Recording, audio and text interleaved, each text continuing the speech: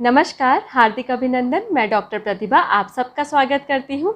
मैं एक homeopathic physician हूँ और मेरा उद्देश्य है अपने वीडियोस के माध्यम से आप सभी तक होम्योपैथी के लाभों को पहुंचाना, जो कि बिना किसी साइड इफ़ेक्ट के, बिना किसी हार्मफुल प्रभाव के, बिना किसी हार्मफुल ट्रीटमेंट के आपको मिल सकती है। इसलिए मेरी आपसे रिक्वेस्ट है, इसी तरह के हेल्थ रिलेटेड अपडेट्स पाने के लिए आप मेरे चैनल को सब्सक्राइब कीजिए और नीचे दिए गए बेल बटन को प्रेस ज़रूर कीजिए ताकि मेरे वीडियोस आपको मिल पाएँ और आप उन्हें देख पाएँ। आज की वीडियो में मैं आपसे डिस्कस करने जा रही हूँ एक हार्मोनल डिसऑर्डर के बारे में, जिसे आप थायराइड के नाम से भी जानते हैं। ये किन कारणों से होता है और किन लक्षणों के माध्यम से आप जान सकते हैं कि आप थायराइड की समस्या से ग्रसित हैं और होम्योपैथिक मेडिसिन की हेल्प से आप इन लक्षणों से कैसे निजात पा सकते हैं और साथ ही साथ इस थायराइड की समस्या से भी आप कैसे निजात पा सकते हैं। थायराइड एक तरह की ग्रंथि होती है, एक एंडोक्राइन ग्लैंड होती है जो आपके गले में या आपके नेक के अराउंड पाई जाती है और दोनों ओर मिलती है। साथ में ये बीच में एक पार्ट से जुड़ी होती है जिसे हम इस्थमस कहते हैं, जिसे आप डायग्राम में भी देख सकते हैं। ये जो ग्लैंड होती है ये हार्मोन रिलीज़ करती है। जैसे ये हार्मोन होते हैं T3 और T4। T3 होता है आपका ट्राई आइडोथायरोनिन और T4 होता है थायरॉक्सिन। ये हार्मोन आपके शरीर के मेटाबॉलिज्म और जो वाइटल फंक्शंस होते हैं, मतलब जो आप दिन भर में ऊर्जा महसूस करते हैं और साथ ही साथ जो आपकी दैनिक प्रतिक्रियाएं होती हैं, फिर चाहे वो पाचन संबंधी हो या प्रजनन संबंधी हो या मस्तिष्क संबंधी हो या फिर आपकी त्वचा संबंधी हो, बहुत सारी जो आपकी डेली जो एक्टिविटीज़ होती हैं, उस तरह के जो वाइटल फंक्शंस होते हैं उनको ये रेगुलेट करते हैं और या फिर कंट्रोल करते हैं। जब इसी ग्लैंड में या फिर इन्हीं हार्मोन्स में कोई कमी पाई जाती है तो उस समस्या को हम कहते हैं थायराइड डिसऑर्डर। ये आपको दो प्रकार से देखने को मिल सकते हैं। पहला होता है आपका हाइपरथायरॉयडिज्म, जिसमें आपके जो हार्मोन होते हैं वो अपना काम आवश्यकता से अधिक करने लगते हैं, इसलिए उनको कहा जाता है हाइपरथायरॉयडिज्म। दूसरे होते हैं हाइपोथायरॉयडिज्म, जब आपके हार्मोन अपना काम कम करने लगे, मतलब पर्याप्त मात्रा में वो रिलीज़ नहीं हो पाते हैं, तो उस अवस्था को कहते हैं हम हाइपोथायरॉयडिज्म। हाइपो का मतलब होता है कम होना। अब मैं बात करूंगी जो कॉमनली आपको देखने को मिलता है आज के समय में, हाइपोथायरॉयडिज्म। हाइपोथायरॉयडिज्म हाइपर की तुलना में ज़्यादा देखने को मिलता है और फीमेल्स में ये बहुत ज़्यादा दिखता है। इसका कोई कारण अभी तक पता नहीं है कि जो फीमेल्स में है वो क्यों ऐसा दिखता है। हाइपोथायरॉयडिज्म को एक प्रकार का ऑटोइम्यून डिसऑर्डर भी मानते हैं। ऑटोइम्यून डिजीजेस ऐसी कंडीशंस होती हैं जब आपके शरीर की जो रोग प्रतिरोधक क्षमता है वो इतनी कमज़ोर हो जाती है कि जो एंटीबॉडीज़ हैं या फिर ऑटोइम्यून जो सिस्टम है वो आपकी बॉडी की सेल्स को ही डैमेज करने लगता है या उन्हें नष्ट करने लगता है। उस वजह से जो कंडीशंस होती हैं वो देखने को मिलती हैं, जैसे विटिलिगो, जैसे जिन्हें आप सफ़ेद दाग भी कहते हैं, या फिर रूमेटिक आर्थराइटिस, मतलब जो जोड़ों के दर्द आप महसूस करते हैं कई तरह के। साथ ही साथ टाइप 1 जो डायबिटीज़ होता है जो अधिकतर बच्चों में देखने को मिलता है, इस तरह की कंडीशंस को हम ऑटोइम्यून डिजीज़ कहते हैं।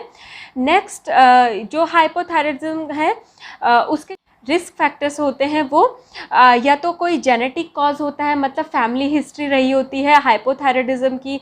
साथ ही अगर कोई प्रेग्नेंट लेडी है तो उनमें भी हाइपोथायरॉयडिज्म देखने को मिलता है, लेकिन ये आफ्टर डिलीवरी सबसाइड भी हो जाता है, खुद से ठीक भी हो सकता है। अगर आपका कभी जो ये थायराइड ग्लैंड है उसका रिमूवल हुआ है, मतलब सर्जरी हुई है, उसकी किसी कारणवश वो निकालनी पड़ी है, तो उस केस में भी जो आपका थायराइड हार्मोन है वो कम सिक्रीट होता है या उसका जो सिक्रीशन है वो बंद हो जाता है। इस केस में भी हाइपोथायरॉयडिज्म आप देख सकते हैं। साथ ही साथ अगर आप किसी डिप्रेशन से सफ़र कर रहे हैं या स्ट्रेस से सफ़र कर रहे हैं और आप किसी मानसिक तनाव की दवाइयाँ ले रहे हैं, मेडिकेशन ले रहे हैं, और उन दवाइयों में क्योंकि लिथियम की मात्रा ज़्यादा पाई जाती है, वो हाइपोथायरॉयडिज्म को डेवलप करता है। नेक्स्ट है पोस्टपार्टम थायराइडाइटिस। पोस्टपार्टम का मतलब होता है आफ्टर डिलीवरी, मतलब बच्चे के जन्म के बाद जो फीमेल्स में थायराइड की समस्या देखने को मिलती है उसे आप पोस्टपार्टम थायराइडाइटिस कह सकते हैं।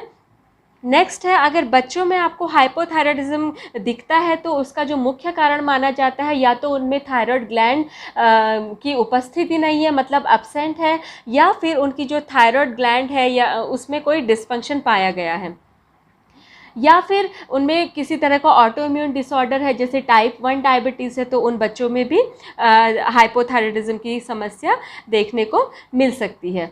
नेक्स्ट जो इम्पोर्टेंट फैक्टर हम मानते हैं वो आयोडीन डिफिशियंसी मानते हैं। हाइपोथायराइडिज्म के लिए भी आयोडीन एक मुख्य कारक माना जाता है कि अगर इसकी कमी है तो उसमें जो थायराइड है वो अपना प्रॉपर काम नहीं कर पाता है। अब मैं बात करूंगी इसमें आप किस तरह के लक्षण देख सकते हैं जिनसे आप समझ सकते हैं कि आप हाइपोथायराइडिज्म से ग्रसित हैं। हाइपोथायराइडिज्म में क्योंकि आपका मेटाबॉलिज्म है वो स्लो हो जाता है, इस वजह से आपको ऊर्जा एक पर्याप्त मात्रा में नहीं मिल पाती है और आपका जो वाइटल फंक्शंस हैं वो भी स्लो हो जाते हैं, जैसे आप कब्ज़ की शिकायत करते हैं या फिर जिसे हम कॉन्स्टिपेशन कहते हैं, या आपका बेवजह वज़न बढ़ने लगता है, मोटापे की ओर आप बढ़ने लगते हैं, साथ में आपको ठंड बहुत ज़्यादा फील होने लगती है और सुस्ती और थकावट बेवजह आप फील करने लगते हैं, हाथ पैर में दर्द आप बताते हैं। और फीमेल्स में अधिकतर देखने को मिलता है कि जो पीरियड्स होते हैं वो इर्रेगुलर हो जाते हैं, जो मतलब जो मासिक धर्म है उसमें अनियमितता देखने को मिलती है, या तो वो स्कैंटी हो जाते हैं मतलब कम होने लगते हैं या ज़्यादा होने लगते हैं। और फीमेल्स में ही इनफर्टिलिटी मतलब जिसे आप बांझपन कहते हैं उस तरह की भी समस्याएं देखने को मिलती हैं, वो कंसीव नहीं कर पाती हैं, मतलब गर्भधारण नहीं हो पाता है, और अगर गर्भधारण होता भी है तो मिसकैरेज या फिर अबॉर्शन की समस्याएं ज़्यादा दिखती हैं। साथ ही साथ मेमोरी पर भी इसका प्रभाव पड़ता है, मतलब जो आपकी स्मरण शक्ति है या याददाश्त है वो भी कम होने लगती है, आप चीज़ों को भूलने लगते हैं, आपकी जो स्किन है वो भी रफ़ हो जाती है, ड्राई हो जाती है, और आपके बाल झड़ना या फिर बालों का पतलापन होना, इस तरह की जो समस्याएं हैं आप देख सकते हैं। अब मैं ट्रीटमेंट से पहले बात करूंगी कि अगर आपको इनमें से कोई लक्षण देखने को मिलते हैं तो सबसे ज़रूरी है कि आप अपने डॉक्टर के पास जाइए, उनसे अपना टेस्ट करवाइए, अपना फिज़िकल एग्जामिनेशन करवाइए, अपने ब्लड टेस्ट करवाइए। उसके बाद ही आप जान सकते हैं कि आपको थायराइड का कौन सा इशू है, हाइपर थायराइडिज्म है या हाइपोथायराइडिज्म है। अगर हाइपो है तो उसका ट्रीटमेंट आप लीजिए, अगर हाइपर है तो आप उसका लीजिए। अब मैं बात करूंगी कि आप इसमें ट्रीटमेंट क्या ले सकते हैं, मतलब होम्योपैथी की मदद से आप इसे कैसे ठीक कर सकते हैं। होम्योपैथी इसमें जो आपका थायराइड ग्लैंड होती है उसको स्टिमुलेट करने का काम करती है, उसको हार्मोन बनाने के लिए एक्टिव करती है ताकि वो अपने नेचुरल जो थायराइड हार्मोन है उनको बना पाए और आपको बॉडी में उसका बैलेंस दे पाए।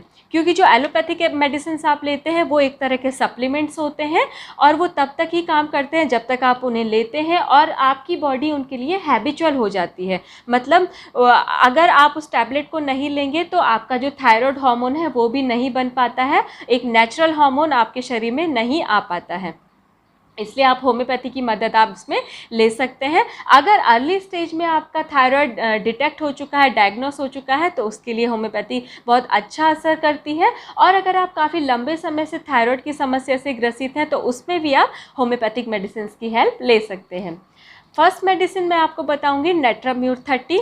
नेट्राम्यूर 30 आप स्क्रीन पर देख सकते हैं, ये उन महिलाओं के लिए बहुत अच्छी मेडिसिन है जो आफ्टर डिलीवरी थायराइड की समस्या से ग्रसित है, मतलब उनको थायराइड की समस्या आफ्टर डिलीवरी हुई है और साथ में वो बहुत ज़्यादा चिड़चिड़ापन फील करती है, थकावट फील करती हैं, साथ में उनको धूप से बहुत ज़्यादा सेंसिटिव होती है, नमक खाने की उन्हें बहुत ज़्यादा इच्छा होती है, उनके लिए नेट्राम्यूर 30 एक बहुत ही अच्छी मेडिसिन है। इसकी आप 3 बूंदें डायरेक्ट टंग पर अर्ली इन द मॉर्निंग मतलब सुबह के टाइम डायरेक्ट टंग पर ले सकते हैं। नेक्स्ट मेडिसिन है आपकी सीपिया 30। सीपिया 30 एक ऐसी मेडिसिन है जो हार्मोनल इम्बैलेंस को ठीक करती है, और साथ ही साथ जो ये पर्सन होते हैं काफ़ी दुबले पतले दिखने को मिलते हैं, लेकिन इनमें हाइपोथायराइडिज्म की कंडीशन पाई जाती है और ये काफ़ी चिड़चिड़े होते हैं और अपनी फैमिली फ्रेंड्स से इनको कोई किसी तरह का लगाव नहीं होता है। तो इस कंडीशन में आप सीपिया 30 की 3 बूंदें डायरेक्ट टंग पर सुबह के टाइम ले सकते हैं।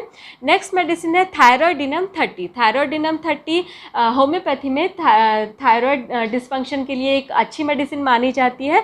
इसे आप ज़रूर किसी भी मेडिसिन के साथ कंटिन्यू कर सकते हैं। इसमें आपको हाइपोथायरॉयडिज्म के सारे सिम्टम देखने को मिलेंगे। तो इस मेडिसिन को आप 3 बूंदें सुबह शाम 2 टाइम आप कंटिन्यू कर सकते हैं। नेक्स्ट मेडिसिन है आपकी कैलकेरिया कार्ब 30। अगर आप मोटापे की ओर बढ़ रहे हैं, बेवजह मोटापे की ओर बढ़ रहे हैं, मतलब ओबेसिटी आप में आ रही है और साथ ही साथ आप अपने फेस में पफिनेस मतलब स्वेलिंग महसूस हो रही है, सूजा हुआ महसूस हो रहा है और ठंड बहुत ज़्यादा आप फील कर रहे हैं, तो इस केस में आप कैलकेरिया कार्ब 30 की 3 बूंदें सुबह सुबह डायरेक्ट टंग पर ले सकते हैं। मैं आपसे एक चीज़ शेयर करना चाहूँगी कि जो थायराइड का जो हम ट्रीटमेंट करते हैं होम्योपैथी में, वो सिम्टम्स के बेस पर करते हैं। अभी जो मैंने आपको मेडिसिन बताई वो आपको एक सिम्टोमेटिक या थेरापेटिक मेडिसिन बताई है, लेकिन हमें एक पूरी केस हिस्ट्री चाहिए होती है, पूरे सिम्टम्स चाहिए होते हैं, साइंस चाहिए होते हैं, किन लक्षणों पर हम मेडिसिन दे सकते हैं वो हम देखते हैं, आपकी रिपोर्ट्स चाहिए होती हैं। तो उसके ही आधार पर आपकी जो थायराइड की मेडिसिन की डोजेस हैं वो निर्धारित होती हैं, और कौन सी मेडिसिन आपको लेनी है, कौन सी पोटेंसी में लेनी है, किस तरह से लेनी है, ये आपको आपका एक होम्योपैथिक फिजिशियन ही बता सकते हैं। ये मैं आपको एडवाइस करूँगी कि कोई भी मेडिसिन लेने से पहले आप अपने डॉक्टर से मिलिए और उनके ओपिनियन से आप मेडिसिन लीजिए। आप अगर सिम्टोमेटिक मेडिसिन लेना चाहते हैं तो इन मेडिसिन को भी आप ले सकते हैं, इनमें कोई साइड इफ़ेक्ट आपको नहीं मिलेगा। तो आज की वीडियो में इतना ही, मिलते हैं नेक्स्ट वीडियो में। अगर आपको मेरा ये वीडियो बेनिफिशियल लगा है तो इसे शेयर ज़रूर कीजिए, साथ ही साथ मेरे वीडियोस को लाइक कीजिए, और अपने हेल्थ रिलेटेड इश्यूज़ आप मुझसे अगर डिस्कस करना चाहते हैं तो आप मुझे कमेंट सेक्शन में मैसेज भी कर सकते हैं, और आप मुझे मेरे सोशल मीडिया लिंक्स पर भी मुझे मैसेज कर सकते हैं, जिसका डिटेल मैंने डिस्क्रिप्शन बॉक्स में दिया है। धन्यवाद।